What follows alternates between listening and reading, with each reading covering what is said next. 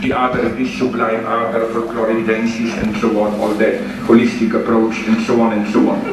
So let me go on. So I think that this is the paradox of what, following Nietzsche, we could designate as today's hedonistic, Nietzsche's term, last man. Everything is permitted, you can enjoy everything, but it has to be deprived of its substance, which makes it dangerous. Karkoli lahko počneš, sam nevaren ne smeš biti. Pričemer se vnaprej ve, ker je ugrajeno v logiko konsenza, kaj je nevarno. Če boš pa nevaren, te bomo posebej pohopsali. Se ni treba tega izgovoriti, ker spontane zavesti, ki so ujete v ta krogotok konsenzov, to že vnaprej kupijo, to že vnaprej vejo. Zato dosti ni treba nikogar nadzorovati, ker se itak vsaka zavest že totalno nadzoruje, mislim sama sebe. Yes, without caffeine. I mean, beer, yes, without alcohol. Meat, yes, without fat, and so on and so on. Here, I don't have time to go it, we could elaborate this Lacan's paradoxes of Lacan's paraphrase of Dostoevsky, which are, if God doesn't exist, everything is prohibited. That's for me the paradox of today's permissivity. Yes, God is dead, we live in a permissive universe, that is to say, you should strive for pleasures and happiness, but now comes the trick. In order to really enjoy a full life of happiness, you should avoid dangerous excess, not harass others, take care of your health, and so on and so on. So, precisely when you want to have a life of full pleasure dedicated just to your happiness, you end up in a totally regulated society. I think that there never was a society which at the level of what Foucault referred to as micro-practice was as regulated as it is today's society. Ok, zdaj pa pogledajmo za konec še nekaj nežnega, nič ekstremnega, nič nevarnega. Stopimo v leto 2057, futuristični svet, ki bo lep, tehnološko spopolnen, znanstveno spopolnen, vse. Zdaj, kako bomo z ljudmi, to pa za kakšno drugo temo. Poglejmo si to še. To je odlomek iz enega daljšega filma z naslovom 2057, torej mesto prihodnosti. Izpustimo vse, kako je to mesto narejeno, podobno je nevronskim mrežam, detektorji so povsod, kamere so povsod, skratka vse je že simulirano, vse je že virtualno, vse je v računalnikih. Dobesedno vse, to ni fraza, to ni štos, ampak zares je vse, se pravi, mesto živi, deluje kot serija nevronskih mrež, ki so popolnoma pod nadzorom, pač super računalniki to omogočajo. No, zdaj, zgodba je taka, da je en mulj, kar je fajn, en mulj je, fajn, živi pa še en old-timer, jaz takrat sicer, ne vem, to po mojem ne bo šlo več, ampak dobro, en old-timer pa še živi en dedek, ki je bil hacker v teh časih, ki smo mi zdaj, je preživel in ima vnuka in ta mulo se uči od svojega dedka in blazno obvlada in pač naredi štalo. V vsem tem super nekem blazno računalniškem vodenem mestu naredi totalno štalo in zdaj jo rešujejo. To bomo malo za zabavo tako pogledali, pa bomo pa še en krajši odlomek iz nekega drugega vidika. Commissioner for Critical Structures. That's me, Georgina Gator. What can I do for you? Data Security CityCon.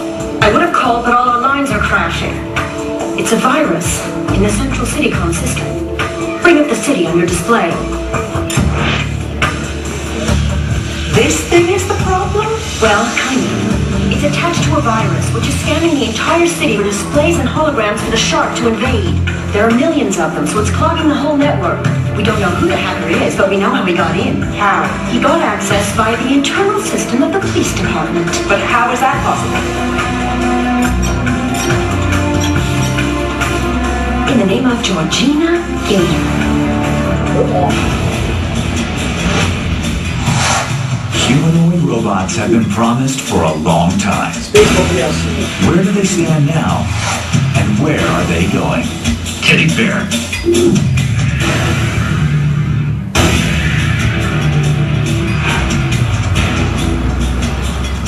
Well, left anything else? No, I don't think so. Come on, Asimov. Let's go. grandfather is ready to leave with his robot. It's been with him since before Paul was born. Okay. The rust bucket can stay. Just take it to the junkyard when it starts to get in your nerves, okay?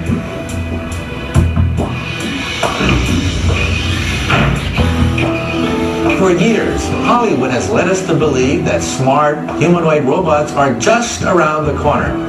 Well, maybe it's time for a reality check.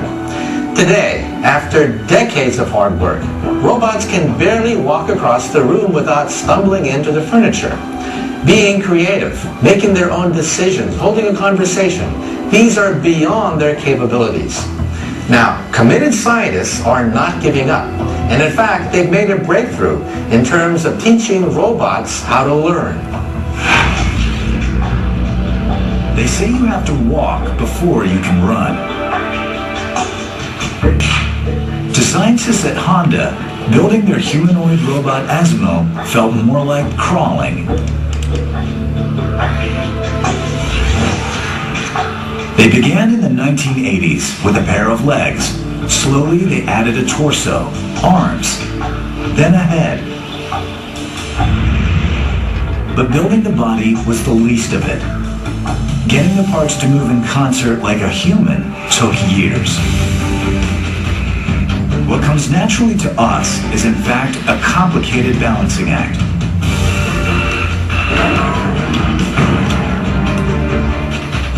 So the creators of Asimo had to analyze the role of our feet, knees, and hips in maintaining balance. In the year 2000, after countless experiments, Asimo got to his feet. Today, he can walk up ramps, climb up and down stairs, and balance perfectly while performing 1,000 movements. But he's hit a wall. Asimo can only do what he's programmed to do. Good morning. How do you feel? I'm feeling great. Thank you. Let's shake hands. Okay, let's shake hands. Today's robots are programmed for a very specific situation or task.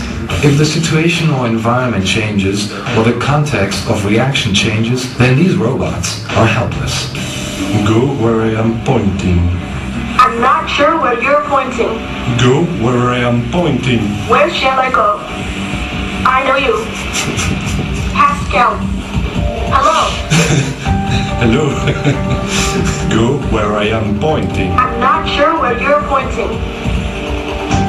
Okay, let's shake hands. What we need are adaptable robots. Robots that can learn through experience. So Asimo must be taught just like a child. Okay, did you say apple? Yes, this is correct. Okay, researchers introduce new objects.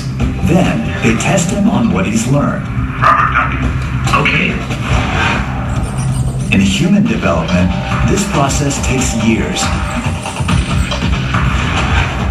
The Honda scientists have figured out how to do it in just days. Unknown object. Teddy bear. Did you say teddy bear? Yes, this is correct. Okay. Please show something. Teddy bear. Yes, this is correct. Recently, the scientists had an even bigger breakthrough. They taught Asimo how to make choices. They want the robot to grab a green bottle. But they haven't programmed a specific way to take it. Instead, they've programmed 4 options and are leaving the decision up to him. Every 5 milliseconds, Asimo analyzes the situation and evaluates the options. Then, he picks the most efficient one. It's a milestone for robotic engineering. In the future, you'll depend on robots to cook and clean. They'll even assist surgeons on the operating table. Although advances may be slow, one day you'll wonder how you ever got along without them.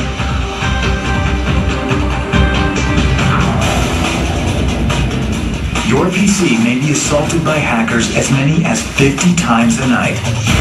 Cyber criminals of the future will only get smarter. How are we going to stop them?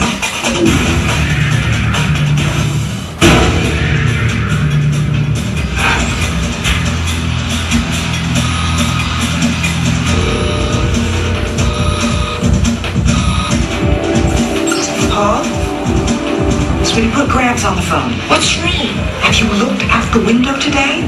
Mom, Paul, sweetie, he's got to turn himself in. Now get him on the phone. Mom, he left because of your argument. Paul? Mom, hello? Paul!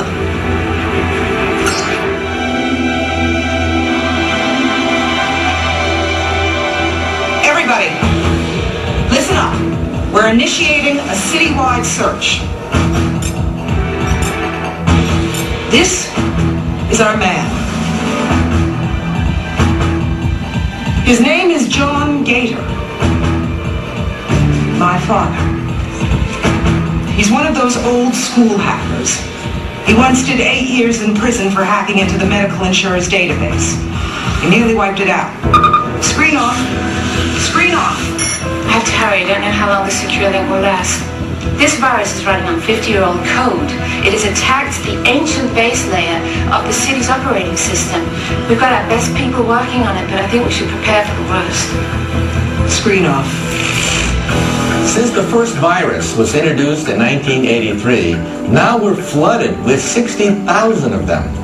And in 50 years' time, perhaps a computer virus can paralyze an entire city, disrupting food, water, electricity, and transportation, and collapsing the economy.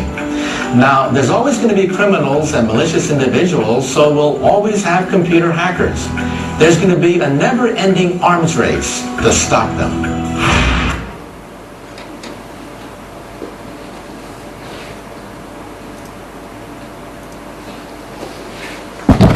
V tej luči sem jaz eden od tistih, ki jih je gospa imenovala Old Days Hacker.